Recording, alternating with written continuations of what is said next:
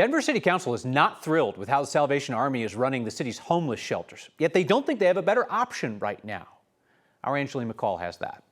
At a Monday City Council meeting, a $4.5 million contract passed, despite ongoing concerns with the Salvation Army. It's just very troublesome, the things that I'm hearing. Unverified allegations of misconduct were brought by City Council members. And until we have another safe and stable alternative place, closing this facility would create more harm than good. So tonight I will be voting in favor of this contract. And I just want you all to know I'm going to be leaving with a very heavy heart. The contract includes payment for work that's already happened at the Crossroads since January, along with additional work for the rest of the year.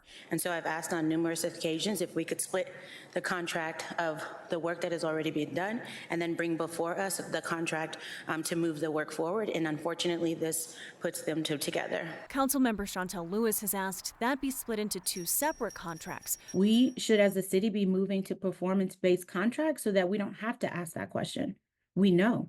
Council members also brought concerns over how problems are then reported to HOST, the city agency that oversees the All in Mile High shelters. HOST in response says the agency meets with the Salvation Army weekly, along with monitoring, audits, and inspections. It sounds like there is some inconsistency there. Lewis says this is another example of needing more options from providers, rather than one large nonprofit with such a big contract. It would start with the administration to bring council members contracts in which we are not having these large conglomerates where we feel like we have to rely on them.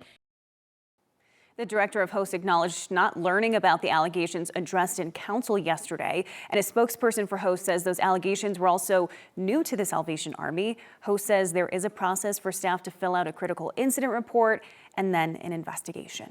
Angeline, council getting these jammed up late contracts just doesn't seem like any way to do business. No, and that's something that HOST actually apologized for in the meeting yesterday, is for how delayed and late this contract was, because they're voting on payment for things that happened 6 months ago. And so, that's not how most contracts would work, right? And they're in a really hard place because they want the payment there for the work that's already been done for operating the shelter. But then some of them are very clear that they don't feel like this is a good partnership for the city. Angeline McCall, thank you.